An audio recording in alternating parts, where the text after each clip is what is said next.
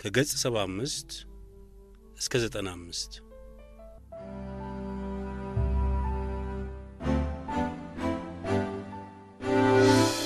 የአራቱ ኃያላን መርማሪ ኮሚሽን በኤርትራ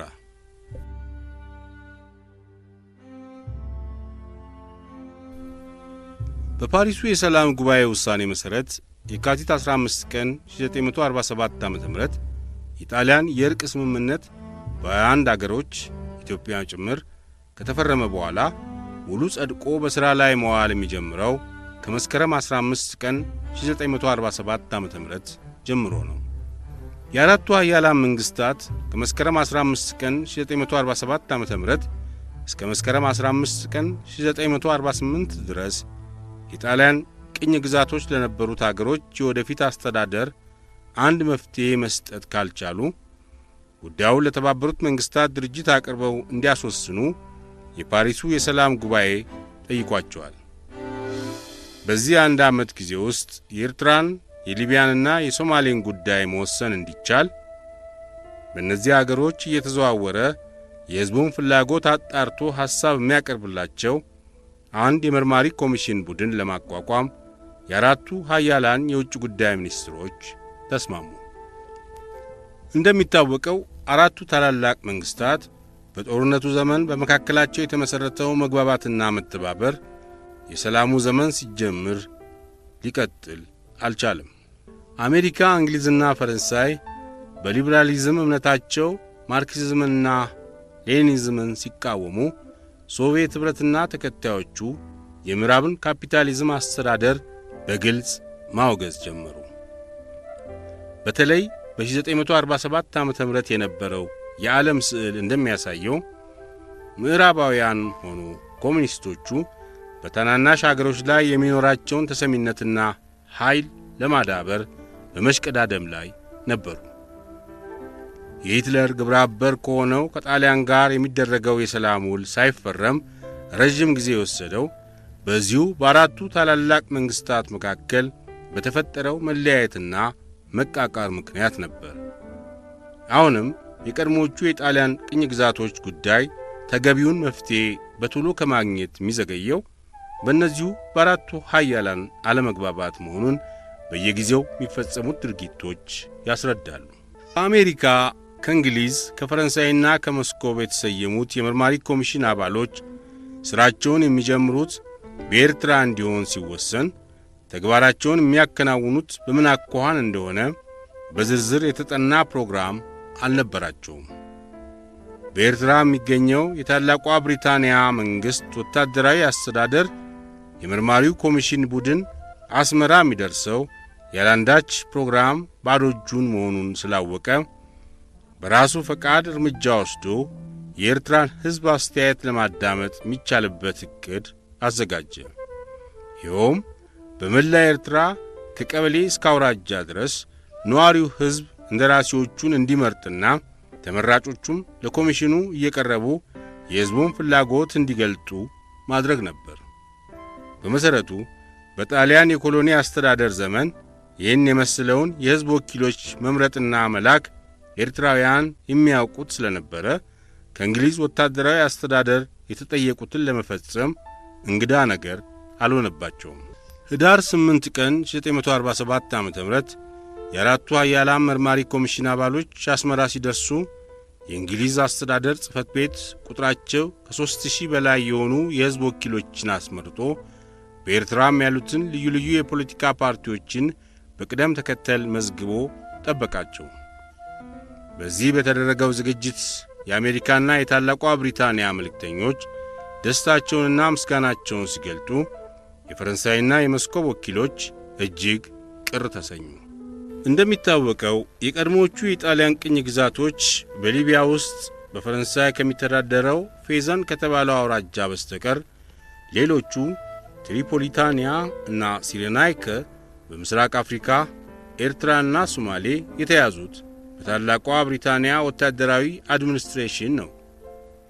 የመርማሪው ኮሚሽን ቡድን ከሎንደን ከመነሳቱ በፊት በየአገሩ የሕዝብ እንደራሴዎች ተመርጠው የልዩ ልዩ የፖለቲካ ፓርቲዎችም ቅደም ተከተል ይዘው ይጠብቃሉ ተብሎ ሲነገር እንግሊዞች በተንኮለኛው ጥበባቸው ይህንን ያዘጋጁት ኮሚሲዮኑን አወናብደው የራሳቸውን ፍላጎት ለማስፈጸም ነው በማለት ፈረንሳይና መስኮብ ስጋት አደረባቸው። የመርማሪ ኮሚሽን ቡድን ገና ከጠዋቱ ሥራውን ሲጀምር መልእክተኞቹ ሁለት ቦታ ተከፍለው ያሳዩት የሐሳብ ልዩነት በመሠረቱ በአራቱም ታላላቆች መካከል በቅኝ ግዛቶቹ ጉዳይ መግባባት አለመኖሩን ወይም ሊኖር እንደማይችል የሚያመለክት ሆነ። ይህ በቡድኑ መካከል የተፈጠረው መለያየት ዓለምን በሁለት በሰነጠቀው በትልቁ ጉዳይ በካፒታሊዝምና በኮሚኒዝም አይዲዮሎጂ ምክንያት ብቻ ቢሆን ኖሮ ፈረንሳይ ከአንግሎ አሜሪካ ግሩፕ ተገንጥላ ከመስኮብ ጋር አትቆምም ነበር። ነገር ግን በቅኝ ግዛቶቹ ጉዳይ መልእክተኞቹ ከየመንግሥቶቻቸው የተሰጣቸው ልዩ መምሪያ ዳኝነታቸውን ለየአገራቸው የፖለቲካ ጥቅም እንዲያውሉት ስለሆነ በዚያን ሰዓት መስኮብና ፈረንሳይ የአንግሎ አሜሪካኖችን ኅብረት አብረው የሚቃወሙበት ተመሳሳይ ምክንያት አግኝተዋል። የሶቪየት ኅብረት መልእክተኛ የሕዝብ ነጻነት ከሚከበርበትና ዲሞክራሲ ከሰፈነበት ዓለም የመጣ ይመስል የተደረገው የሕዝብ ወኪሎች ምርጫ የዲሞክራሲን ሥርዓት የተከተለ አይደለም በማለት ከፍተኛ ጩኸቱን አሰማ። የፈረንሳዩም መልእክተኛ በበኩሉ ምንም እንኳን አነጋገሩ የዲፕሎማሲን ወዝ የተከተለ ቢሆንም የአራቱ ኃያላን መንግሥታት እንደራሴዎች በታዛቢነት ያልተገኙበት የሕዝብ ወኪሎች ምርጫ መጠናቀቁ ትክክል አይደለም አለ። ፈረንሳይና መስኮብ የሚፈልጉት ምንድን ነው? በኤርትራም ሆነ በሌላው አገር እያንዳንዱ ሕዝብ በቀጥታ ሕዝቡን የሚገልጥበት የሬፈረንደም ሥርዓት ማከናወን የሚቻል ቢሆን ኖሮ መርማሪ ኮሚሽን የሚባል ቡድን ማቋቋም አያስፈልግም ነበር። እነዚህ በጣሊያን የኮሎኒ አስተዳደር ተጨቁነው የኖሩ ሕዝቦች የምዕራብን የዲሞክራሲ ሥርዓት ተቀብለው በአጭር ጊዜ ውስጥ ለመፈጸም አቅም እንደሌላቸው ለማንም የተሰወረ አይደለም። ስለዚህ ከዚህ ቀደም በልማድ ሲሰራበት እንደነበረው በየቀበሌው ያለው ነዋሪ ሕዝብ ወኪሎቹን እንዲመርጥና በእነዚህም የአገር ሽማግሌዎችና የሕዝብ ተጠሪዎች አማካይነት መርማሪ ኮሚሽን ተግባሩን እንዲፈጽም ተዘጋጅቶ ጠብቆታል። እንደ ደንቡ ከሆነ ቡድኑ የተሰጠውን ኃላፊነት ሲቀበል በምን አኳኋን እንደሚፈጽም ፕላኑን በቅድሚያ አዘጋጅቶ ማስታወቅ ነበረበት። ይህ ሳይደረግ በመቅረቱ በኮሚሲዮኑ ሥራ ላይ ችግር እንዳይፈጠር አስበው የአስተዳደሩ ባለሥልጣኖች ማናቸውንም ጉዳይ አሰናድተው በመጠበቃቸው ነቀፌታ ለማቅረብ የሚደረገው ጥረት ምን ለማሻሻል ወይም ምን ጎሎ ምን ለመጨመር ነው በማለት የአሜሪካና የእንግሊዝ ወኪሎች አምርረው ስለተቆጡ ፈረንሳይና መስኮብ ዝግጅቱን አሜን ብለው መቀበል ግዴታ ሆነባቸው። እነዚህ የአራቱ ኃያላን መንግሥታት መርማሪ ኮሚሽን ተብለው የተመደቡት ሰዎች የእያንዳንዳቸው የሕይወት ታሪክ ሲታይ ይህን ለመሰለው የኃላፊነት ተግባር አብዛኛዎቹ ጨርሶ ብቁ አለመሆናቸውን ለመገንዘብ አያስቸግርም።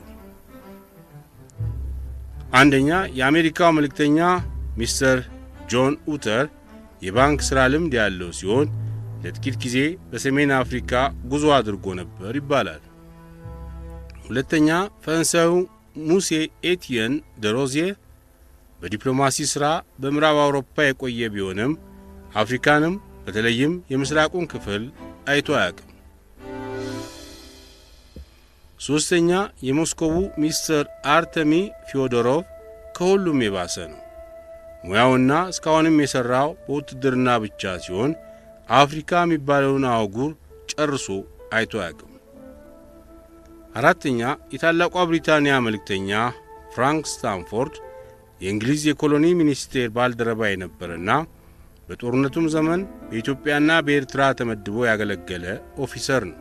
የኢትዮጵያ ነጻነት ከተመለሰ በኋላም ሚስተር ስታንፎርድ የገንዘብ ሚኒስትር የአቶ ይልማ ደሬሳ አማካሪ ሆኖ ለ2 ዓመት የሠራ በመሆኑ ስለ አገራችን ያለው ኤክስፔሪየንስ ከሌሎቹ ጓደኞቹ ጋር ሲመዘን እጅግ የላቀ ሆኖ ይገኛል። የመርማሪ ኮሚሽን ቡድን የኤርትራን ሕዝብ ፍላጎትና ስሜት ለመረዳት የሚችለው የታላቋ ብሪታንያ ወታደራዊ አስተዳደር ባዘጋጀለት ፕሮግራም መሠረት ብቻ ስለሆነ የቡድኑ የመጀመሪያው ሥራ በአስመራ ከተማ የልዩ ልዩ የፖለቲካ ፓርቲ መሪዎችን በየተራ እንዲያነጋግር ተወሰነ። እነዚህም የማኅበረ ፍቅር የአገር የአንድነት የአገር ፍቅር ማኅበር፣ የራቢጣ ኤል ኢስላሚያ የእስላም ሊግ፣ የሊበራል ፕሮግሬሲስት፣ የፕሮ ኢጣሊያ የኢጣሊያን አፍቃሪዎች፣ የምጽዋ እስላም ሊግ ማኅበር ናቸው። በትግርኛ ቋንቋ ማኅበረ ፍቅር የሀገር የተባለው የኤርትራና የኢትዮጵያ ሕዝቦች አንድነት ማኅበር የተቋቋመው ኢትዮጵያ ከፋሽስት እንደተላቀቀች ወዲያውኑ በሚያዝያ 1941 ዓ.ም ስለሆነ በአገር ውስጥ ከተፈጠሩት የፖለቲካ ፓርቲዎች ሁሉ የመጀመሪያውና እጅግ የታወቀው ትልቁ ድርጅት ነው። የአንድነት ማኅበር ሲቋቋም ዓላማው ያላንዳች ገደብ ከእናት አገራችን ከኢትዮጵያ ጋር እንዋሃድ በሚል ጽኑ ሐሳብ የተመሠረተ ሲሆን በዚያን ጊዜ የመላው ኤርትራን ሕዝብ ድጋፍ እንዳገኘ የሚቆጠር መሆኑን የሚክድ የለም። ማኅበረ ፍቅር የሀገር ክርስቲያኖቹንና እስላሞቹን በማስተባበር ከዓላማውና ከግቡ ለመድረስ የሚያስችለው ትልቅ ኃይል የያዘ መሆኑ ሲታያቸው የእንግሊዝ ወታደራዊ አስተዳዳሪዎች ከፍ ያለ ስጋት ታደረባቸው።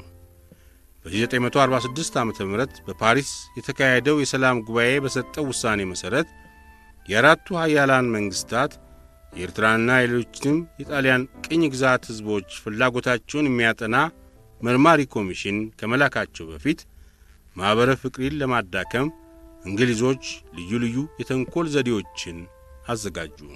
በመጀመሪያ የማኅበረ ፍቅር የአገር አባል ሆነው ሲታገሉ ከነበሩት እስላሞች መካከል እንደነ ኢብራሂም ሱልጣን የመሳሰሉትን በጥቅም ደልለው የአንድነት ተቃዋሚዎች እንዲሆኑ እርዳታ አደረጉላቸው። በኤርትራ በከሰላና በተሰነይ ያለው የካትሚያ ማኅበረሰብ መሥራች ልጅ የሆኑት በሃይማኖት መሪነታቸው እጅግ በታወቁት በሰይድ አቡበክር ኤል ሞርጋኒ ሊቀመንበርነት በጥር ወር 1947 ዓ.ም በከረን ከተማ እጅግ ከፍ ያለ የእስላሞች ስብሰባ ተደርጎ የራቢጣ ኤል ኢስላሚያ የፖለቲካ ፓርቲ ተቋቋመ። ዓላማውም መጀመሪያ ኤርትራ ከኢትዮጵያ ጋር ምንም አይነት የዘር የባህልና የታሪክ ግንኙነት የሌላት መሆኑን ለዓለም ማሳወቅ፣ ሁለተኛ ኤርትራ ለተወሰነ ዘመን በታላቋ ብሪታንያ ይህም ካልተቻለ በተባበሩት መንግሥታት ድርጅት በሞግዚት አስተዳደር ከቆየች በኋላ ነጻነቷ እንዲሰጣት የሚል ነበር። በዚሁ ስብሰባ ላይ ቀድሞ የማኅበረ ፍቅር የሀገር አባል የነበረው ኢብራሂም ሱልጣን አዲስ ለተመሠረተው የራቢጣ ኤል ኢስላሚያ ፓርቲ ዋና ጸሐፊ ሆኖ ተመደበ። የሞርጋኒ ቤተሰቦች በኤርትራ የእስልምና ሐዋርያ በመሆን ዝናን ያተረፉ በመሆናቸው በዚህ ከረን ላይ በተመሠረተው ፓርቲ አማካይነት የመላውን የኤርትራን የእስልምና ተከታዮች በአንድ አቋም ላይ ለማስተባበር ይቻላል የሚል ተስፋና እምነት አድሮባቸው ነበር። ይሁን እንጂ ከጊዜ በኋላ ውጤቱ እንደታየው እነ ኤል ሞርጋኒ የተመኙት አልተፈጸመላቸውም። የቤናሞር ጎሳ መሪ ደግለል፣ የኤምቤሬኒው ሼክ አልአሚን፣ የባብ ባላባት ከንቲባ ኦስማን ህዳድ፣ የአድ ሼክ ጎሳ መሪ መሐመድ ኦማር ፓሻና ሌሎችም ታላላቅ እስላሞች የማኅበረ ፍቅር የሀገር አባል መሆናቸውን አላቋረጡም። እንደዚሁም የኤርትራንና የኢትዮጵያን አንድነት እምነት አልለወጡም። በኢብራሂም ሱልጣን ዋና ጸሐፊነት እንዲመራ የተመሠረተው ይህ የእስላም ሊግ ድርጅት ጉዞውን የቀጠለው በመጀመሪያ ደረጃ የኢትዮጵያና እንዲሁም የጣሊያን ተቃዋሚ ሆኖ ከእንግሊዞች ጋር ወዳጅነቱን በመግለጽ ነበር። ያላንዳች ገደብ ኢትዮጵያ ወይም ሞት ብሎ የተነሳውን የአገር ፍቅር አንድነት ማኅበርን ለማዳከም እንግሊዞች ይህንን የእስላም ሊግ ድርጅት በማቋቋም ብቻ አልተወሰኑም። በክርስቲያኖቹም መካከል የሐሳብ ልዩነት እንዲፈጠር በጣም አስፈላጊ መሆኑን ስላመኑበት ኤርትራ በሸዋ ዘውድ ሥልጣን እጅ መውደቅ የለባትም፣ እኛ የኤርትራ ሕዝቦች ከኢትዮጵያ ጋር እንድንቀላቀል የሚያስፈልገን ከሆነ መብታችንን የሚያስከብርልን የተለየ ውል ያስፈልገናል እያሉ ሲፎልሉ የነበሩትን የነደጃጅ ተሰማ አስበሮምን ቤተሰቦች በመቀስቀስና በማበረታታት ሊበራል ፕሮግሬሲስት የተባለው የፖለቲካ ፓርቲ እንዲቋቋም አደረጉ።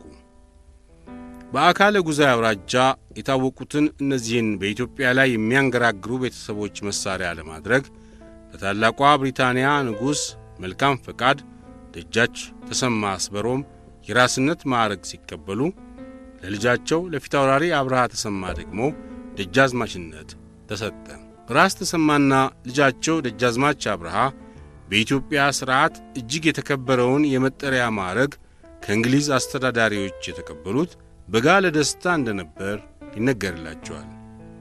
በዚህ አኳኋን የኢትዮጵያን ወግና ባህል በአንድ በኩል እያጠበቁ በሌላ በኩል ደግሞ ኢትዮጵያዊ መሆንን አንፈልግም እያሉ አደባባይ መውጣት ለራስ ተሰማ አስበሮምና ለቤተሰቦቻቸው የሚያኮራ አልነበረም። በመሰረቱ የተሰማ አስበሮም ቤተሰቦች ግርግር ለኤርትራ የወደፊት ዕድል ምን እንደሚሻል ሕዝብ የሚከተለው መሰረት የጨበጠ ፕላን አልነበራቸውም። በመጀመሪያ ደረጃ ያሳዩት ተቃውሞ ያላንዳች ገደብ ከኢትዮጵያ ጋር እንዋሃድ የሚለውን የማኅበረ ፍቅሬ አገርን ሐሳብ ነበር። ቀጥሎ ደግሞ እንግሊዞች ሲያቀርቧቸውና ሲረዷቸው ኤርትራ በታላቋ ብሪታንያ ሞግዚትነት 10 ዓመት ከተዳደረች በኋላ ነጻነቷን ማግኘት ትችላለች የሚል አቅጣጫ ያዙ። የነራስ ተሰማ ሐሳብ በዚህ ብቻ አልቆመም። በዘር በቋንቋና በባህል የሚመሳሰለው የትግራይ ሕዝብ ከኤርትራ ጋር ተቀላቅሎ ትልቁ ትግራይ የሚባል አገር ለመመስረት ይቻላል የሚለውን የእንግሊዞችን ዕቅድ ለመከተል ተነስተናል አሉ። የነራስ ተሰማ ንቅናቄ ይህን በመሳሰለ በተምታታ ሐሳብ በሚዋዥቅበት ሰዓት የመምህርነትና የጋዜጠኝነት ሙያ ልምድ ያላቸው አቶ ወልደአብ ወልደ ማርያም ከአገር ፍቅር አንድነት ማኅበር የአባልነት ቦታቸውን ለቀው ወደ ነራስ ተሰማ አስበሮም ቤተሰቦች ሲዛወሩ ሊበራል ፕሮግሬሲስት የተባለው ፓርቲ ኤርትራ ለኤርትራውያን በሚል መፈክር አንድ አይነት መልክ ይዞ መታየት ጀመረ። የወልደአብ ወልደ ማርያም ከነ አስበሮሞች ጋር መሰለፍ ሊበራል ፕሮግሬሲስት የተባለውን ፓርቲ መፍጠር ብቻ ሳይሆን ለዓላማውና ለግቡ መሳካት የእንግሊዞችን ሙሉ ድጋፍና ትብብር ማግኘት ችሏል። አቶ ወልደአብ ቀደም ሲል በአስመራ የብሪቲሽ ኢንፎርሜሽን ሰርቪስ በየሳምንቱ ለሚያወጣው ጋዜጣ አዘጋጅ የነበሩ በመሆናቸው ከእንግሊዞች ጋር በመግባባት ለፓርቲው ከፍ ያለ ፕሮፓጋንዳ ለማሰራጨት አልተቸገሩም። እንግዲህ ከ1941 ዓመተ ምህረት ጀምሮ የአብዛኛውን የኤርትራ ሕዝብ ድጋፍ ይዞ ከኢትዮጵያ ጋር ለመዋሃድ ሲታገል የቆየውን ማኅበረ ፍቅሬ አገርን ለመቃወም በእንግሊዞች እርዳታ የተቋቋሙት እነዚህ ሁለቱ የራቢጣ ኤል ኢስላሚያና የሊበራል ፕሮግሬሲስት ፓርቲዎች ሲሆኑ ሌሎቹ ደግሞ ኢትዮጵያን አንፈልግም የሚል ጩኸት እንዲያሰሙ በጣሊያን ገንዘብ በፍጥነት የተፈጠሩ ጥቃቅን ግሩፖች ተመዝግበው ቀረቡ። ከነዚህም አንዱ ፕሮ ኢጣሊያ የተባለው የጣሊያንን ስሜት ይዞ ለጣሊያን የቆመ ድርጅት ነው። ይህ ፓርቲ በኤርትራ ውስጥ የሚኖሩትን ጣሊያኖችና ከነሱም የተወለዱትን ክልሶች እንዲሁም በውትድርና ኮሎኒያሊስት ጣሊያንን ያገለገሉትን ጡረተኞች በጠቅላላው ሹምባሾችንና ሙንጣዞችን የሚሰበስብ ነው። ፕሮ ኢጣሊያ ስሙ እንደሚያስረዳው ኤርትራን የፈጠረና የወደፊት ዕድሏንም ማዘጋጀት የሚችለው ጣሊያን ስለሆነ ኤርትራ ከኮሎኒያሊስት ጣሊያን መለየት የለባትም ብሎ የጌታውን ባንዲራ ያነገበ ነው። በእንግሊዞችና በጣሊያኖች እርዳታ የተቋቋሙት እነዚህ ልዩ ልዩ ፓርቲዎች ለአራቱ ኃያላን መንግሥታት መርማሪ ኮሚሽን ዓላማቸውንና ግባቸውን ለመግለጽ የተሰናዱት ምንም እንኳን በሞግዚት ስለሚያስተዳድራቸው ኮሎኒያሊስት የእያንዳንዳቸው ምርጫ የተለያየ ቢሆንም የማኅበረ ፍቅሬ ሀገርን ድርጅት ለመቃወም ሁሉም በአንድነት የተሰለፉ ናቸው። ጣሊያኖች በቀጥታ እንግሊዞች በስውር ጎዳና የሚያደርጉት ጥረት በመጀመሪያ ደረጃ ማኅበረ ፍቅሬ አገርን በመጨቆን ብዙዎቹ ኤርትራውያን ለመርማሪ ኮሚሽን የሚገልጹትን አስተያየት በየጥቅማቸው መስክ ለማሰማራት ይቻላል ብለው ነበር። ይሁን እንጂ ምንም እንኳን በብዙ አቅጣጫ የሚወረወርባቸው ጥቃት ቢበዛባቸውም የአንድነት ማኅበር አባሎች እስከ መጨረሻው በቆራጥነት መቋቋምን እንጂ ተዳክሞ መታየትን አልፈለጉም።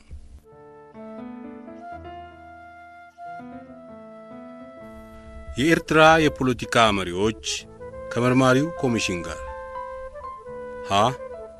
የአገር ፍቅር አንድነት ማኅበር ህዳር 17 ቀን 1947 ዓ.ም የአራቱ ኃያላን መርማሪ ኮሚሽን ቡድን በኤርትራ የሚንቀሳቀሱትን የልዩ ልዩ የፖለቲካ ፓርቲዎች ሐሳብ የሚያዳምጥበት ቀን ስለሆነ የመጀመሪያው ፕሮግራም ለአገር ፍቅር አንድነት ማኅበር እንዲሰጥ ተወሰነ። ደጃዝማች በየነ ባራኪ ፕሬዝዳንት፣ አቶ ተድላ ባይሩ ዋና ጸሐፊ፣ ፊታውራሪ ፀሐይ አደም ገንዘብ ያዥ፣ ሼህ ሱሌይማን ኤልዲን አህመድ አባል፣ ሰይድ አህመድ ሁሴን አዮቲ አባል ሰልፋቸውን አሳምረው በሥርዓትና በወግ በተጠሩበት ሰዓት ቀረቡ። የመርማሪ ኮሚሽን ቡድን የዕለቱ ሊቀመንበር የሆነው የሞስኮቡ ወኪል ሙሴ አርተሚ ፊዮዶሮቭ አንድነቶችን ሲቀበል ባደረገው የመክፈቻ ንግግር ወደ እኛ ዘንድ እንድትመጡ የተደረገው ሐሳባችሁን በግልጽና ፍጹም በሆነ ነጻ መንፈስ እንድትናገሩ ነው። ፍጹም ነጻ በሆነ መንፈስ የምትገልጡት ሐሳብ ካስተዳደሩ ከእንግሊዞች በኩል ምንም አይነት ጥቃት እንደማይደርስባችሁ እናረጋግጥላችኋለን አለ። የሞስኮው ወኪል ይህን የተናገረው እንግሊዞችን ለመንካት በግል ሐሳቡ ተመርቶ ነው እንጂ ኮሚሲዮኑ የተስማማበት መግለጫ አልነበረም። የአንድነቶች ድርጅት ፕሬዝዳንት ደጃዝማች በየነ ባራኪ በነጭ አገር ልብስ አሸብርቀው የኢትዮጵያን ባንዲራ አንግተው ከፍ ያለ ግርማ ሞገስ ባለው አቀራረብ በሰጡት መልስ ለተነሳንበት ለኢትዮጵያዊነት ዓላማችን በምናደርገው ጥረት ከአስተዳደሩ በኩል ምንም አይነት ችግር አይደርስባችሁም የሚል የዋስትና ቃል ስለነገራችሁን እናመሰግናችኋለን። እኛም የአስተዳደሩ ክፍል ችግር ይፈጥርብናል ወይም ያጠቃናል ብለን የማንሰጋ መሆናችንን እናረጋግጥላችኋለን። ከአስተዳደሩም ሆነ ከየትኛውም አቅጣጫ ችግርና እንቅፋት ቢገጥመንም ባይገጥመንም ነጻ በሆነው መንፈሳችን ላይ ፍርሃት ሳናስገባ ደካማነት ሳይሰማን በዛሬው ዕለት ለእናንተ ለኃያላን መንግሥታት እንደራሴዎች ለማስገንዘብ የምንፈልገው ሳንወድ በግድ በኮሎኒያሊስት ጣሊያን የተነጠቅነው ኢትዮጵያዊነታችን እንዲመለስልን እስከ ሞት የቆረጥንበት መሆኑን ብቻ ነው ካሉ በኋላ ዋና ጸሐፊው አቶ ተድላ ባይሩ ዝርዝሩን መግለጫ እንዲያቀርቡ ጠየቁ። ተድላ ባይሩ በሰጡት መግለጫ የመርማሪው ኮሚሽን አባሎች የኤርትራን የወደፊት ዕድል ለመወሰን በሚያደርጉት ጥናት ከዚህ የሚከተሉትን ዋና ዋና ጉዳዮች በቅድሚያ እንዲገነዘቡት አመለከቱ። አንደኛ፣ የኤርትራ ሕዝብ ትውልዱንና ታሪኩን መሠረት አድርጎ የጠየቀውን ኢትዮጵያዊነት ለማስፈጸም ይህ የአገር ፍቅር አንድነት ድርጅት የተቋቋመው ጣሊያን ከመላ ኢትዮጵያ በተባረረ ማግስት በግንቦት 1941 ዓመተ ምህረት ነው። ሁለተኛ፣ የአገር ፍቅር አንድነት ድርጅታችን ከ1941 ዓመተ ምህረት ጀምሮ ዓላማውን ከግቡ ለማድረስ የሚያደርገውን ጥረት ለመቃወም ዛሬ ከእናንተ ፊት የሚቀርቡት የእስላም ሊግና ሊበራል ፕሮግሬሲስት የተባሉት ፓርቲዎች የተቋቋሙት የአራቱ ኃያላን መንግሥታት መርማሪ ኮሚሽን ወደ ኤርትራ መምጣቱ ከታወቀ በኋላ ነው። ሦስተኛ፣ በተለይ ፕሮ ኢጣሊያ ተብሎ በሮማ መንግሥት በጀት የሚመራው ማኅበር በድንገት ብቅ ያለው የመርማሪው ኮሚሽን ቡድን ከለንደን ተነስቶ ወደ አስመራ ለመምጣት ጉዞውን ሲጀምር ነው። ፕሮ ኢጣሊያ ስሙ እንደሚያመለክተው ኤርትራ ከኮሎኒያሊስት ጣሊያን እጅ መውጣት የለባትም የሚል ነው። አራተኛ፣ የራቢጣ ኤልኢስላሚያ የተባለው የእስላም ሊግ 1 ዓመት ባልሞላ ጊዜ ውስጥ በውጭ መንግሥት እርዳታ በተቋቋመ ጊዜ ከምዕራባዊው ቆላ ሕዝብ አብዛኛው አባል ሆኖ የተመዘገበው የድርጅቱ ዋና ዓላማ የእስልምና ሃይማኖትን ለማስፋፋትና በተለይ ክርስቲያኖች በሚበዙበት ክፍለ አገር እስላሞች እንዳይበደሉ ይከላከላል የሚል ፕሮፓጋንዳ ስለተነዛ ነው። እንደ እውነቱ ከሆነም የምዕራባዊው ቆላ ኤርትራዊ ሕዝብ ፕሮፓጋንዳ ስለበዛበት የሃይማኖት ጭቆና ይደርስብኝ ይሆን ብሎ በጥርጣሬ ከመስጋቱ በስተቀር ኢትዮጵያዊነቱን አይክድም። የዚህ የእስላም ሊግ መሪዎችም ከኢትዮጵያ ጋር ምንም አይነት ግንኙነት የለንም፣ ኢትዮጵያንም አንፈልግም ብለው የሚጮሁት በ1941 ዓ.ም የአንድነት ማኅበራችን ሲቋቋም መስራች አባሎች ሆነው ብዙ አገልግሎት የሰጡን ናቸው። የኃያላን መንግሥታት ወኪሎች እንደምታውቁት የአንድነት ድርጅታችን ኤርትራን ጣሊያን ተመልሶ ይግዛት ወይም የዛሬ 6 ዓመት የተጀመረው የእንግሊዝ አስተዳደር ይቀጥል አይልም። የድርጅቱ ዓላማ በዚህ አቋሙ ሀብት ካላቸው ከውጭ መንግሥታት አንዳች እርዳታ አያገኝም፣ ቢቀርብለትም አይቀበልም። የእስላም ሊግና የሊበራል ፓርቲዎች ግን ኢትዮጵያን ስንቃወም የውጭ እርዳታ እናገኛለን በማለት ስለ ኤርትራ የወደፊት ዕድል የሚያቀርቡት ሐሳብ ሁሉ ለግላቸው ከሚያልሙት ጥቅም ጋር የተያያዘ መሆኑን እናንተ ክቡራን ዳኞች እንደምትረዱት ሙሉ ተስፋችን ነው። አምስተኛ የአራቱ ኃያላን መንግሥታት ዳኞች ለኤርትራ የወደፊት ዕድል ትክክለኛ ውሳኔ መስጠት የሚችሉት የአብዛኛው የኤርትራ ሕዝብ ጥያቄና ጽኑ ፍላጎት ምን መሆኑን በትክክል ሲያውቁት ብቻ ነው። ይህ ሕዝብ በመከራውም ሆነ በሰላሙ ዘመን የኢትዮጵያዊነት ስሜቱን ጠብቆ የቆየ አረንጓዴ፣ ቢጫ፣ ቀይ የሆነውን ሰንደቅ ዓላማ ለብሶ የኖረ ነው። ይህ ሕዝብ በዘሩና በታሪኩ በባህሉና በኢኮኖሚ ሕይወቱ ከመሠረት ሀገሩ ከኢትዮጵያ ተለይቶ መኖር እንደማይችል ክቡራን ዳኞች እንደምትረዱት አንጠራጠርም። ከዚህ መግለጫ በኋላ የኮሚሽኑ አባሎች ልዩ ልዩ መስቀለኛ ጥያቄዎች በማቅረብ ፋታ ባይሰጧቸውም አቶ ተድላ ጨዋ በሆነ አቀራረብ ስሜታቸውን ለመቆጣጠርና በረጋ መንፈስ አስፈላጊ መስሎ የታያቸውን ሁሉ መልስ ከመስጠት አልተዳከሙም። ሆኖም ከአሜሪካኑ መልእክተኛ የቀረበላቸውን አንድ ከባድ ጥያቄ በቶሎ ለመመለስ ለአቶ ተድላ ባይሩ ቀላል አልነበረም።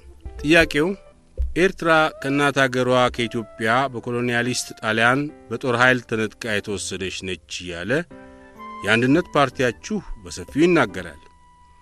ይህ እውነት ከሆነ በ1896 ዓ.ም ከአድዋ ድል በኋላ በኢትዮጵያና በጣሊያን መካከል በተፈረመው የሰላም ውል ንጉሥ ሚኒሊክ በአሸናፊ ደረጃ ላይ መገኘታቸውን እያወቁ ኤርትራ የጣሊያን ግዛት መሆኗን ለምን ሲሉ በፊርማቸው አጸደቁ የሚለው ጥያቄ ነበር። እንደሚታወቀው አብዛኛዎቹ የኤርትራ ተወላጆች አጼ ሚኒሊክ ሸጡን ለወጡን በሚል መንፈስ ያደጉ በመሆናቸው ትክክለኛውን ምክንያት ተመራምሮ ለማወቅ ጥረት አላደረጉም። አቶ ተድላም በግል አስተያየታቸው ሚኒሊክን መጥላታቸው የታወቀ ቢሆንም ለአሜሪካኑ ጥያቄ በሰጡት መልስ የግል እምነታቸውን ሸፋፍነው ለማምለጥ ሞክረዋል። ኮሎኒያሊስት ጣሊያን በጦር ኃይል ተዘጋጅቶ ኤርትራን ከኢትዮጵያ ላይ ገንጥሎ ለመውሰዱና ቅኝ ግዛቱ ለማድረጉ የተረጋገጠ ታሪክ ስለሆነ የተለየ ማስረጃ ማቅረብ አያስፈልግም። ይህ የተፈጸመው የኢትዮጵያ ንጉሠ ነገሥት አጼ ዮሐንስ አራተኛ በሌላው ግዛታቸው በኩል ከውጪ ከመጣባቸው ጦር ጋር ሲዋጉ በጦር ሜዳ በሞቱበትና የንጉሠ ነገሥቱ ወራሽ ማን መሆናቸው ታውቆ አገሩ ባልተረጋጋበት ጊዜ ነው። ከአጼ ዮሐንስ በኋላ ኢትዮጵያን የያዙት ንጉሥ ሚኒሊክ የ1896 ዓ.ም ውል ያደረጉት ኮሎኒያሊስት ጣሊያን ኤርትራን ቅኝ ግዛቱ አድርጎ ከያዘ ከ10 ዓመታት በኋላ መሆኑ መታወቅ አለበት ሲሉ የማኅበረ ፍቅሪ አገር ዋና ጸሐፊ የሰጡትን መልስ የአሜሪካው መልእክተኛ በጥሞና ሲያዳምጥ የፈረንሳዩ ያሾፍ እንደነበረ አንድ የምዕራብ ጋዜጠኛ ጠቅሶታል። የፈረንሳዩ መልእክተኛ ያቀረባቸው 5 ጥያቄዎች አንዳቸውም ክብደት ያላቸው ወይም አይነተኛ ግምት የሚሰጣቸው አልነበሩ። ለምሳሌ ያህል አንዱ ጥያቄ የአንድነት ማኅበር አባል ሆነው የተመዘገቡት ሁሉ ኤርትራ ከኢትዮጵያ ጋር እንድትቀላቀል የሚያምኑ ናቸው ወይ የሚል ነው። በዚህ ጥያቄ ፕሬዝዳንቱ ደጃዝማች በየነ ባራኪ ተናደው በሰጡት መልስ በኢትዮጵያዊነቱ የሚያምንና የቆረጠ ካልሆነ በስተቀር ሌላ ሐሳብ ካለው በምን ምክንያት የአንድነት ማህበራችን አባል ሆኖ ይመዘገባል ብለው መልሱን ሰጥተውታል። በጠቅላላው ህዳር 17 ቀን 1947 ዓ.ም ከመርማሪ ኮሚሽን ጋር በተደረገው ሰፊ ውይይት የአንድነት መሪዎች በሚያምኑበት ዓላማ እስከ መጨረሻው ለመዝለቅ ያሳዩት የቆራጥነት መንፈስ በዳኞቹ ላይ አንድ አይነት ከፍተኛ ግምት አሳድሮባቸዋል። የሊበራል ፕሮግሬሲስት ፓርቲ ጥቅምት 18 ቀን 1947 ዓ.ም ከእኩለ ቀን በፊት አንደኛ ራስ ተሰማ አስበሮም ፕሬዚዳንት፣ ሁለተኛ ግራዝማች ስዩም ማሾ ዋና ጸሐፊ፣ ሶስተኛ ደጃዝማች አብርሃ ተሰማ አባል፣ አራተኛ ደጃዝማች ስብሃቱ ዮሐንስ አባል፣ አምስተኛ አዝማች ካሱ መልኬ አባል፣ ስድስተኛ ግራዝማች በየነ ካሳይ አባል ቀርበዋል። የፓርቲው ፕሬዝዳንት ራስ ተሰማ አስበሮም ለኮሚሽኑ ከሰጡት ሰፊ መግለጫ ውስጥ ቁም ነገሮቹ የሚከተሉት ነበሩ። በአፄ ዮሐንስ ዘመን የባዕድ መንግሥት ከውጭ መጥቶ ከኢትዮጵያ ላይ ቆርሶ የወሰደው አገር የለም። ጣሊያን ኤርትራን ቅኝ ግዛቱ ያደረገው አፄ ዮሐንስ ከሞቱ በኋላ የኢትዮጵያን ሥልጣን የተረከቡት ንጉሥ ሚኒሊክ በገንዘብ ስለሸጡለት ነው። እንደሚታወቀው የተሸጠ ዕቃ በማናቸውም መንገድ እንደማይመለስ ሁሉ ዛሬም የኢትዮጵያ መንግሥት ከ50 ዓመት በፊት የሸጥኩት አገር ይመለስልኝ ማለት አይችልም። የኢትዮጵያ መንግሥት ኤርትራን በግዴታ ካልወሰድኩ ብሎ የሚታገል መሆኑ ለማንም ግልጽ ነው። ይህ መንግሥት በትግራይ ወንድሞቻችን ላይ የመሠረተው የግፍ አስተዳደር በጣም የሚያሳዝን ስለሆነ ይህ አስከፊ ዕድል በእኛም በኤርትራውያን ላይ እንዲደርስብን አንፈልግም። የትግራይ ሕዝብ ጤናው አይጠበቅለትም፣ ትምህርት አያገኝም፣ ኑሮ እንዲሻሻል አይታሰብለትም። ስለዚህ እኛ ኤርትራውያን የሸዋ አስተዳደር ከሚወድቅብን ቀይ ባሕራችን ውስጥ ተዘፍቀን ሕይወታችን ቢያልፍ እንመርጣለን። የኤርትራና የትግራይ ሕዝቦች አንድ አይነት ዘርና አንድ አይነት ባህል ያላቸው፣ አንድ አይነት ቋንቋ የሚናገሩ ስለሆኑ በአንድነት ተዋህደው ነፃ መንግሥት ለማቋቋም እንዲወሰንላቸው አጥብቀን እንፈልጋለን። የሁለቱ ሕዝቦች መዋሃድ ማይቻል ነው ከተባለ ኤርትራ ለብቻዋ ነፃነቷን አግኝታ ከአውሮፓ አገሮች እርዳታ እያገኘች ለመኖር እንዲፈቀድላት እንጠይቃለን። ከዚህ በላይ እንደሚታየው ራስ ተሰማ አስበሮም ለመርማሪ ኮሚሽን በሰጡት መግለጫ የኤርትራን ከኢትዮጵያ ጋር መቀላቀል የሚቃወሙት በዘመኑ የነበረውን የቀዳማዊ ኃይለሥላሴን መንግሥት አስተዳደር አንቀበልም በማለት ይመስላል። የሊበራል ፓርቲ ግን ለኮሚሽኑ ባቀረበው የጽሑፍ አቤቱታ ኢትዮጵያና ኤርትራ በዘርም ሆነ በቋንቋ የተለያዩ ሕዝቦች መሆናቸውንና አብረውም ለመኖር የሚችሉበት መንገድ አለመኖሩን በሰፊው ገልጿል። ኤርትራን የእንግሊዝ ወታደራዊ አስተዳደር ከተረከበበት ካለፉት 6 ዓመታት ወዲህ ለሕዝቡ ሕይወት መሻሻል ብዙ እርምጃዎች መወሰዳቸውን ፓርቲው ባቀረበው ጽሑፍ ስለተናገረ እነዚህ የተፈጸሙት መልካም ሥራዎች ምንና ምን መሆናቸውን ራስ ተሰማ ባጭሩ እንዲያስረዱት የአሜሪካኑ መልእክተኛ ጠየቃቸው። ኤርትራውያን በትምህርት እንዲያድጉ፣ በአስተዳደር ሥርዓት እንዲሰለጥኑ፣ ለኃላፊነት ደረጃ ብቁ እንዲሆኑ፣ ትክክለኛ ፍርድ እንዲያገኙ የእንግሊዝ ባለሥልጣኖች የወሰዱት እርምጃ ከፍ ያለ መሆኑን ከዘረዘሩ በኋላ እኛ ኤርትራውያን በነጻነት መተዳደር ብቁ እስከምንሆንበት ጊዜ ድረስ አሁን ያለው የእንግሊዝ አስተዳደር ቢቀጥልልን ደስታችን ከፍ ያለ ይሆናል ሲሉ ከታላቋ ብሪታንያ የራስነት ማዕረግ የተሰጣቸው ተሰማ አስበሮም ልመናቸውን አቀረቡ። በመጨረሻም የፈረንሳዩ መልእክተኛ ለራስ ተሰማ ልጅ ለደጃዝማች አብርሃ ተሰማ አንድ የተለየ ጥያቄ ያቀረብላቸው። ይኸውም ኤርትራን ጣሊያን በሚገዛበት ጊዜ የእናንተ ቤተሰብ በሙሉ በጥሩ ምቾት ይኖር እንደነበረ ሰምተናል። ይህ እውነት ከሆነ ዛሬ ለወደፊቱ አስተዳደር የሚሻላችሁ እንድትመርጡ ስትጠየቁ በምን ምክንያት ጣሊያን እንዲመለስላችሁ አላመለከታችሁም? የሚል ነበር። የእንግሊዝ ደጃዝማች የጣሊያን ፊታውራሪ የሆኑት አብርሃ ተሰማ መልሱን ሲሰጡ በዓለም ጋዜጣ የሰማነው ጣሊያን ቅኝ ግዛቶቿን በሙሉ በግዴታ እንድትለቅ የተፈረደባትና የተባበሩት መንግስታትም አባል እንዳትሆን የተከለከለች ስለሆነ ወደ ኤርትራ የመመለስ ዕድል አይኖራትም ብለን ነው አሉ። በእነዚህ በአካለ ጉዛኤ ፊውዳል መኳንንቶች የሚመራው ሊበራል ፕሮግሬሲስት የተባለው ፓርቲ ስሙና ግብሩ አብሮ አለመሄዱን የፕሬዝዳንቱ የራስ ተሰማና የልጃቸው የደጃች አብርሃ መግለጫዎች ያስረዳሉ። የተሰማ አስበሮምና የቤተሰቦቻቸው ትልቁ ጥረት ከኤርትራ ይልቅ በመጀመሪያ የራሳቸውን ጥቅም ማባረር ስለሆነ የሊበራልን ፓርቲ በመሠረቱት በነ ወልደ ማርያም አስተያየት አልተመሩም።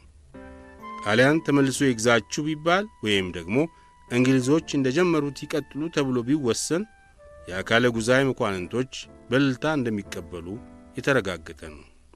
እነዚህ እጅግ የታወቁት የአካለ ጉዛኤ መኳንንት ኤርትራ ወደ ኢትዮጵያ ከምትመለስ በእንግሊዝ ወይም በጣሊያን የሞግዚት አስተዳደር ከቆየች በኋላ ነጻነቷን ልታገኝ ይገባል በማለት ብዙ ጥረት ያደረጉ ናቸው። ደጃዝማች አብርሃ ተሰማ የመጀመሪያው የኤርትራ ምክር ቤት አባል ስለነበሩ የመጀመሪያው የቺፍ ኤክስኪዩቲቭ ምርጫ ሲደረግ ከተድላ ባይሩ ጋር ተወዳድረው በሁለተኛው ዙር ተሸንፈዋል። ንጉሠ ነገሥቱ ለመጀመሪያ ጊዜ በጥቅምት 1952 ዓ.ም ኤርትራን ሲጎበኙ ተቃዋሚ የነበሩት ራስ ተሰማ አስበሮም ከቤተሰቦቻቸው ጋር ከደቀ መሐሪ እስከ ማዕረባ ድረስ ቄጤማ ጎዝጉዘው ስጋጃ አንጥፈው ከፍ ያለ አቀባበል አድርገውላቸዋል። ሐመርኋ የእስላም ሊግ ጥቅምት 18 ቀን ከኩለ ቀን በኋላ አንደኛ ኢብራሂም ሱልጣን አሊ የሊጉ ዋና ጸሐፊ፣ ሁለተኛ ከብሪ አብዱልቃድር የአስመራ ወኪል፣ ሶስተኛ ሰይድ ኦስማን ሃዮቲ የምጽዋ ወኪል፣ አራተኛ ቃዲ ሙሳ አደም የከረን ወኪል፣ አምስተኛ ሐጂ ሱሌማን አህመድ አባል፣ ስድስተኛ ደጃዝማች ሐሰን አሊ አባል ቀርበዋል።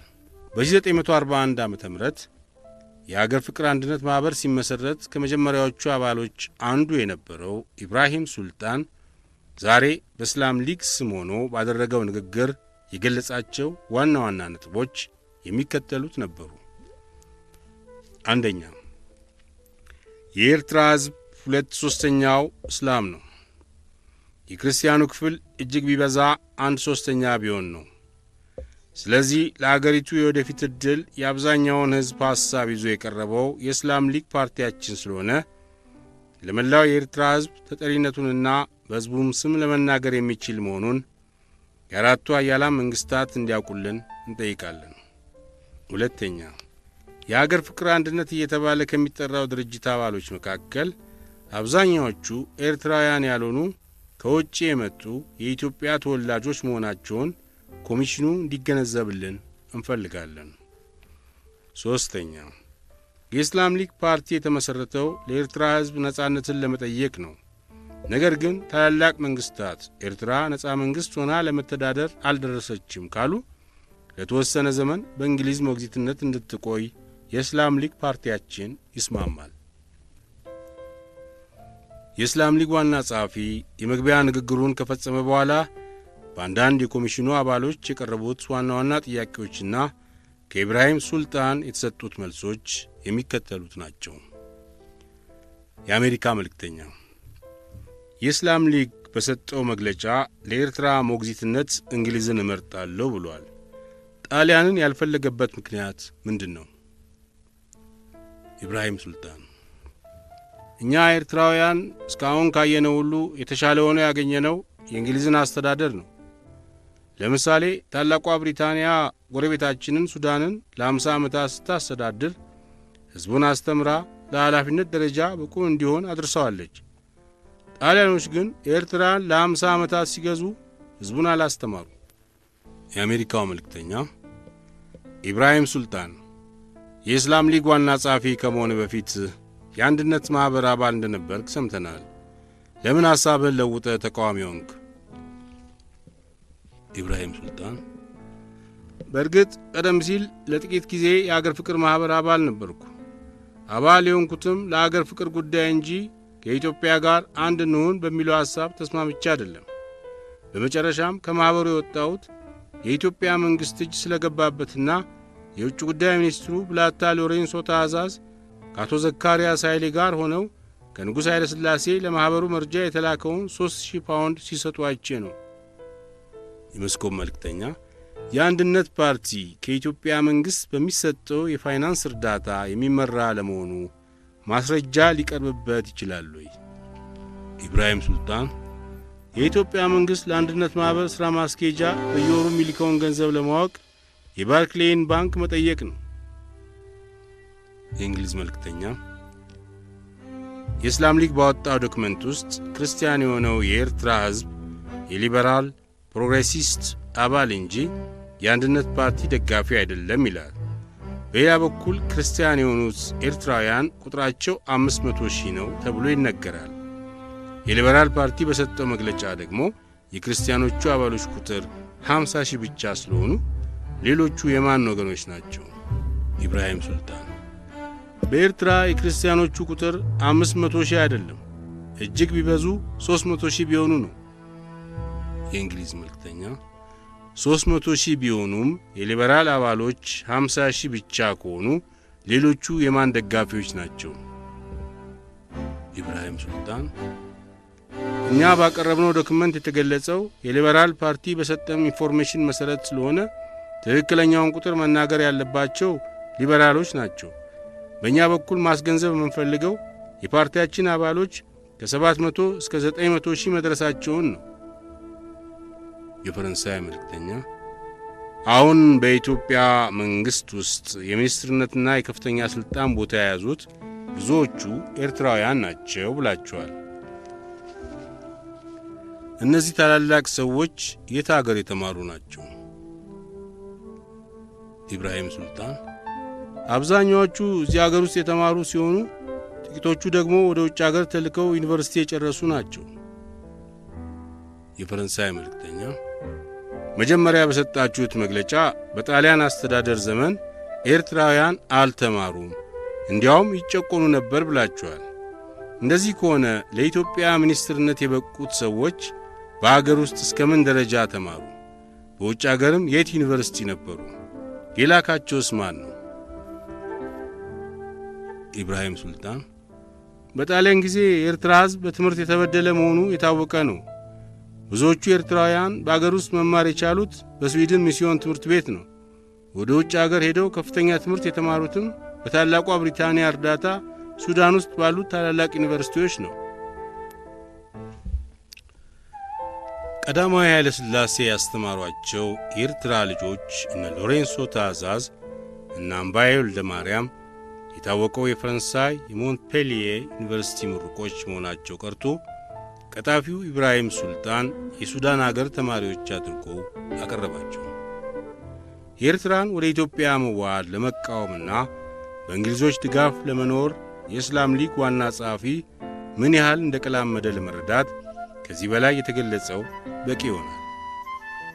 ኢብራሂም ሱልጣን በኮሚሽኑ ለቀረቡለት ጥያቄዎች የሰጠው መልስ ለኤርትራ የወደፊት ዕድል የሚናገረው ሁሉ ያልበሰልና መሠረት ያልጨበጠ መሆኑን በሚገባ አስመስክሯል።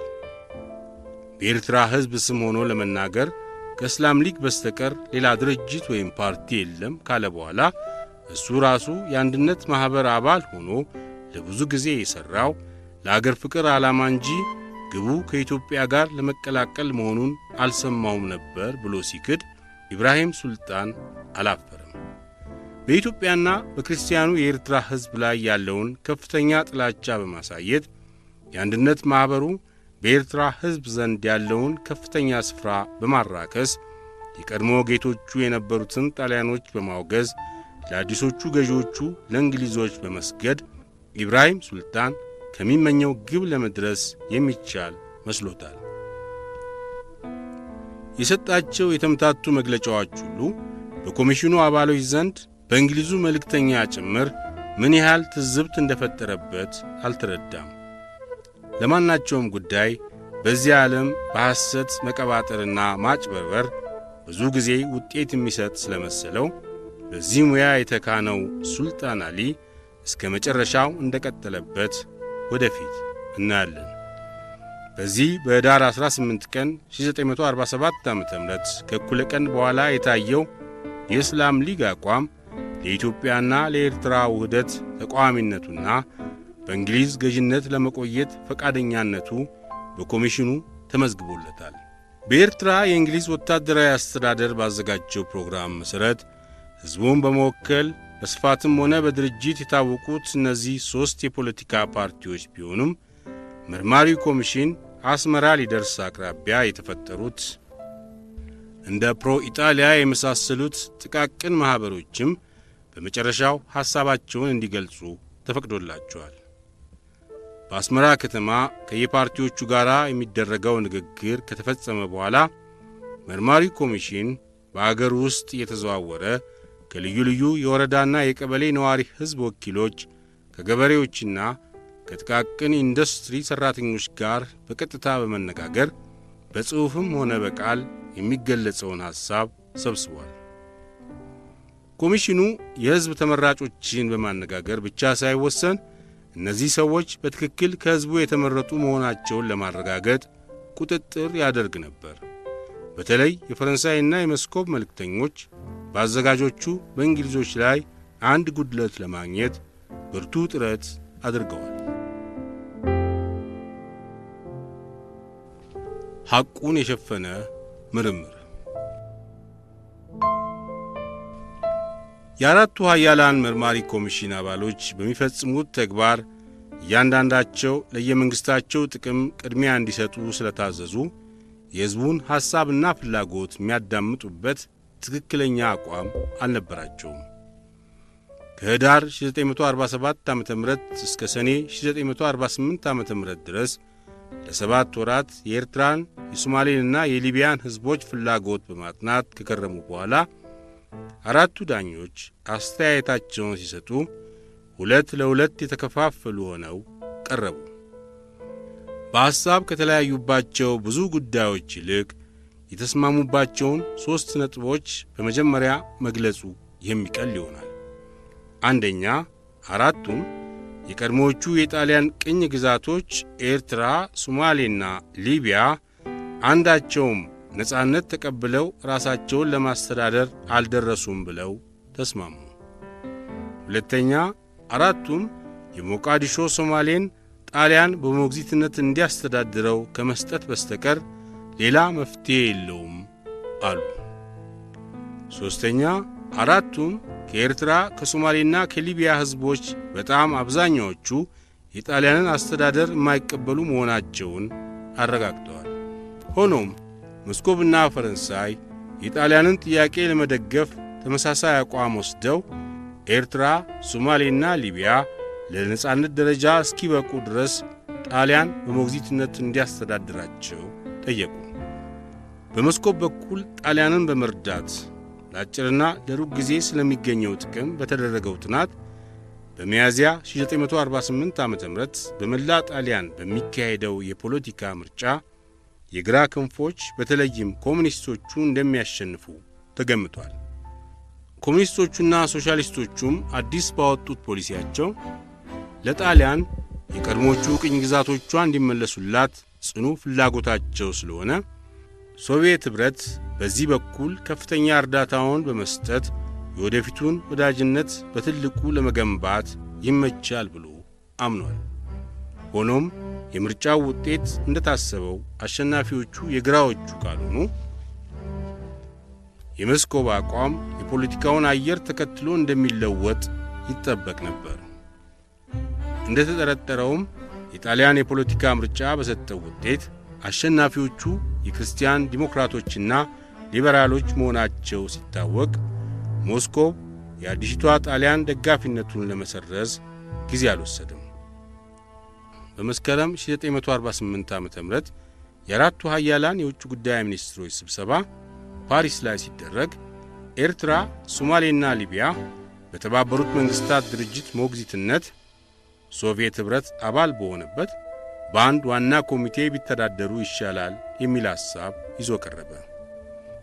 የፈረንሳይ ሪፐብሊክ ከ1945 ዓ.ም ጀምሮ ለጣሊያን ኮሎኒዎቿ በሙሉ እንዲመለሱላት የሰጠችውን ሙሉ ድጋፍ እስከ መጨረሻው ለመቀጠል መወሰኗ የሚያጠራጥር አልሆነም። የአራቱ ኃያላን መርማሪ ኮሚሽን ኤርትራ በሰነበተበት ጊዜ የፈረንሳዩ ወኪል የጣሊያንን ዕድል ለማቃናት ምን ማድረግ እንዳለበት ከውጭ ጉዳይ ሚኒስትሩ በሚስጥር የተሰጠው መምሪያ የሚከተለው ነበር። 1. ከጣሊያን ጋር መሆን እንፈልጋለን የሚለው ወገን በተለይም ፕሮ ኢጣሊያ የሚያቀርበው ሐሳብ የአብዛኛውን ሕዝብ ስሜት የሚወክል መስሎ በኮሚሽኑ አባሎች ዘንድ እንዲገመት ብርቱ ጥረት ማድረግ። 2. ከኢትዮጵያ ጋር እንቀላቀል የሚሉት የአንድነት ማኅበር አባሎች በሚቀርቡበት ጊዜ የሕዝብ ወኪልነታቸው እስከ ምን ድረስ እንደሆነ በሕዝቡም ስም ለመናገር የሚያስችላቸው ማስረጃ ምን እንደሆነ በመስቀለኛ ጥያቄ አወናብዶ ፍቅሬ ሀገር በአዲስ አበባ መንግሥት ገንዘብ የቆመ መሆኑን ማጋለጥ። ይህም በሚደረግበት ጊዜ ፈረንሳይ የኢትዮጵያ ተቃዋሚ መስላ በግልጽ እንዳትታይ ብርቱ ጥንቃቄ ማድረግ። 3. ኢትዮጵያ የአሰብን የባህር በር እንድታገኝ ፈረንሳይ ሙሉ ድጋፏን ለመስጠት መወሰኗን ደጋግሞ ማሳወቅ። 4. እንግሊዞች ለራሳቸው ጥቅም ሲሉ ጣሊያንን ከቀድሞዎቹ ቅኝ ግዛቶቿ በተለይም ከኤርትራና ከሊቢያ ለመንቀል ስለወሰኑ ይህ ምኞታቸው በሌሎቹ አባሎች ዘንድ ተቀባይነት እንዳይኖረው የፈረንሳይ ወኪል የተለየ ጥረት እንዲያደርግ። 5. በአሁኑ ጊዜ ለኤርትራ ሕዝብ በጣሊያን ሞግዚትነት ከመተዳደር በስተቀር ሌላ የተሻለ መፍትሄ የለም በማለት የኮሚሽኑን አባሎች ለማሳመን ጥረት ማድረግ። እንግዲህ ከዚህ በላይ የተገለጸው ከኬ ዶርሴ የተሰጠው መመሪያ እንደሚያስረዳው የመርማሪው ኮሚሽን ቡድን የኤርትራን ጉዳይ ከማጥናቱ በፊት የመጨረሻው ፍርድ ምን መሆን እንዳለበት በፈረንሳይ በኩል ስለተወሰነ ጉዳዩ በቀጥታ የሚመለከተው የምስኪኑ ሕዝብ አስተያየትና ፍላጎት አይደመጥም ማለት ነው። እንግሊዝና አሜሪካ አዲሲቷ ሪፐብሊክ ለተባለችው ጣሊያን ከሞቃዲሾ ሶማሌ በስተቀር ኤርትራና ሊቢያ ሊመለሱላት አይገባም ብለው ገና ከመጀመሪያው የሰጡትን ውሳኔ አጽንተው ይዘዋል። የሁለቱ አገሮች የመርማሪ ኮሚሽን አባሎች ባቀረቡት ራፖር 50 በመቶ በላይ የሆነው የኤርትራ ሕዝብ ከኢትዮጵያ ጋር መቀላቀልን እንደሚፈልግ በራፖራቸው ሲገልጡ፣ እንደዚሁም አብዛኛው ሕዝብ የጣሊያን አስተዳደር እንዲመለስለት አለመፈለጉን አልሸሸጉም። እንግሊዞች ባቀረቡት ሐሳብ የኤርትራን ግዛት በሙሉ በተባበሩት መንግሥታት እርዳታ ኢትዮጵያ ለ10 ዓመታት እንድታስተዳድር ኃላፊነት እንዲሰጣትና ከ10 ዓመት በኋላ እንደ ሕዝቡ ፍላጎት ታይቶ ቋሚ ውሳኔ ቢሰጥ ይሻላል አሉ። ይህ ሐሳብ ኢትዮጵያን የሚረዳ መስሎ ቢታይም ከዚሁ ጀርባ የታዘለ አንድ ሌላ ተንኮል መታቀዱ ግልጽ ነበር። ይኸውም የቀዳማዊ ኃይለ ሥላሴ መንግሥት ለ10 ዓመታት መላ ኤርትራን ለማስተዳደር ዕድል ሲሰጠው ቤቨን ያቀደውን የታላቋ ሶማሌን ፕሮጄ ለማስፈጸም ኢትዮጵያ ኦጋዴንን በቀላሉ ትለቃለች የሚል ነው። አሜሪካኖችም በበኩላቸው ኢትዮጵያን ለመርዳት የሚፈልጉ ለመምሰል ሞክረዋል። ይሁን እንጂ ብዙውን ጊዜ እንደታየው ለቀድሞቹ የጣሊያን ኮሎኒዎች መፍትሄ ይሆናል ብለው የሚያቀርቡት ሐሳብ ሁሉ የተዘበራረቀና ለአፈጻጸም አስቸጋሪ በመሆኑ ከየትኛውም ወገን ተቀባይና ደጋፊ አላገኙም። ለምሳሌ እንግሊዞች መላ ኤርትራን ኢትዮጵያ በሞግዚትነት እንድታስተዳድር ያቀረቡትን ሐሳብ ችላ ብለው አንደኛ ከኤርትራ ግዛት ውስጥ 3ቱ ደጋዎች አውራጃዎች አካለ ጉዛይ፣ ሰራይና ሐማሴን ከአሰብ የባህር በር ጋር አሁኑኑ ለኢትዮጵያ እንዲሰጡ፣ 2 የምዕራባዊ ቆላ አውራጃዎች በሙሉ እንደዚሁም የአስመራና የምጽዋ ከተሞች ወደፊት ተጠንተው ቋሚ ውሳኔ እስኪሰጣቸው ድረስ በታላቋ ብሪታንያ አስተዳደር እንዲቆዩ የሚል መፍትሄ ለብቻቸው ይዘው ቀረቡ። እዚህ ላይ የጣሊያን ፕሮፓጋንዳ አሜሪካኖችን ምን ያህል እንደማረከ ይታያል። አስመራና ምጽዋ በአውሮፓ ደረጃ የተሰሩ ዘመናዊ ከተሞች በመሆናቸውና ነዋሪዎቹም በሙሉ የጣሊያን ተወላጆች ስለሆኑ ኢትዮጵያ ለማስተዳደር አቅም ያንሳታል እያለ የሮማ መንግሥት የሚነዛውን ወሬ አሜሪካኖች ተቀብለው ለእነዚህ 2 ከተሞች መተዳደሪያ ልዩ ቻርት እንዲዘጋጅ ሲጥሩ ቆይተዋል። በመሰረቱ እንግሊዝና አሜሪካ በኤርትራ ጉዳይ ከጣሊያን ይልቅ የኢትዮጵያን ጥያቄ ለመደገፍ በተቀራረበ ሐሳብ ላይ ስለሚገኙ እርስ በርሳቸው ተነጋግረው አቋማቸውን በአንድነት ለማስተባበር አይቸገሩም ነበር። ከአሜሪካኖችና ከእንግሊዞች ይልቅ በጣም የሚያሳዝን ትዝብት ላይ የወደቁት ሞስኮቭና ፈረንሳይ ናቸው። ከኤርትራ ከሶማሌና ከሊቢያ ሕዝቦች በጣም አብዛኛዎቹ የዚህን ግፈኛ የሆነ የጣሊያን አስተዳደር እንዳታመጡብን ሲሉ ያቀረቡትን አቤቱታ አናዳምጥም ብለው የየራሳቸውን የፖለቲካና የኢኮኖሚ ጥቅም ሲያባርሩ ትክክለኛ ፍርድ እንዳይሰጥ ዋናዎቹ እንቅፋቶች ሆኑ። በዶክመንት ላይ ሰፍሮ እንደታየው የመርማሪው ኮሚሽን አባሎች ለዳኝነት ሥራ የተላኩበት ተግባር በየአገሩ ያለው አብዛኛው ሕዝብ ለወደፊት ዕድሉ ምን እንደሚፈልግ ጠይቀው ለመረዳት ነበር እንጂ እነሱ በሕዝቡ ስም ሆነው ለእነሱ የሚጠቅማቸውን ለመወሰን አልነበረም። በልማዱ እንደሚታወቀው ፖለቲካና ዳኝነት አብረው ሊጓዙ አይችሉም። በዳኝነት አሰራር 2 እና 2 ሲደመር 4 ብቻ ነው ብሎ ሲቆም፣ በፖለቲካ ውሳኔ 2 እና 2 3 ተኩል የመሆን ዕድል አለው። የአራቱ ኃያላን መንግሥታትም እስከ 1945 ዓመተ ምህረት መጨረሻ ድረስ በዓለም ላይ አንድነታቸውን አጽንተው በያዙት ወሰን የሌለው ሥልጣን ለቀድሞቹ ለጣሊያን ቅኝ ግዛቶች የፈለጉትን የፖለቲካ ውሳኔ በማድረግ ፈንታ አደባባይ ለበስ የሆነ የዲሞክራሲ ፍርድ በመስጠት እንደነቃለን ብለው ሲጓተቱ ያሰቡት ሁሉ አልተሳካላቸውም። በመካከላቸው የተፈጠረው አለመግባባት የኤርትራ የሶማሌና የሊቢያ ሕዝቦች ፍላጎታቸው ምን እንደሆነ ለመርማሪው ኮሚሽን በገለጹት ሐሳብ ላይ ሳይሆን የሕዝቡን ጥያቄ ወደ ጎን ትተው ለየራሳቸው የሚጠቅም ፍርድ ለመስጠት ሲጥሩ ነው። እጅግ አስገራሚ የሆነውም በመስከረም 1948 ዓመተ ምህረት የአራቱ ታላላቆች የውጭ ጉዳይ ሚኒስትሮች ፓሪስ ላይ ሲሰበሰቡ ቀደም ሲል በመርማሪው ኮሚሽን አባሎች መካከል ከደረሰው የሐሳብ መለያየት የበለጠ የማይግባቡ ሆነው መገኘታቸው። በተመሳሳይ ሐሳብ አንድነታቸውን አፋፍመው የነበሩት ፈረንሳይና መስኮብ በፓሪሱ ስብሰባ ላይ ተለያይተው ብቅ አሉ። ምን ጉድ ፈላ! ቀደም ሲል እንደተጠቀሰው በሚያዝያ 1948 ዓመተ ምህረት በጣሊያን አገር በተደረገው ጠቅላላ የፖለቲካ ምርጫ አሸናፊዎቹ ክርስቲያን ዲሞክራቶችና ሊበራሎች በመሆናቸው ፈረንሳይ፣ እንግሊዝና አሜሪካ ሲደሰቱ በኮሙኒስቶቹ መሸነፍ ሞስኮቭ ትልቅ ሐዘን ላይ ወደቀ። ስለዚህ ፈረንሳይ ለጣሊያን ጥያቄ የሰጠችውን ድጋፍ ስታጸና፣ ሶቪየት ኅብረት ሐሳቡን ለውጦ ለራሱ ጥቅም የሚሻለውን መንገድ ፈላጊ በመሆኑ የሁለቱ አገሮች የሐሳብ አንድነት የማይቀጥል ሆነ። አሜሪካና እንግሊዝም ጣሊያን ወደ ኤርትራና ወደ ሊቢያ መመለስ የለባትም ብለው የወሰኑትን አልለውጥም አሉ። በመጨረሻም እነዚህ አራቱ የዓለም ኃያላን የቀድሞቹን የጣሊያን ቅኝ ግዛቶች የወደፊት ዕድል ለመወሰን ያቃታቸው መሆኑን በትክክል ሲገነዘቡ በ1946 ዓመተ ምህረት በፓሪሱ የሰላም ጉባኤ ውሳኔ መሠረት ጉዳዩን ለተባበሩት መንግሥታት ጉባኤ ለማቅረብ ተስማምተው መለያየት ግዴታ ሆነባቸው።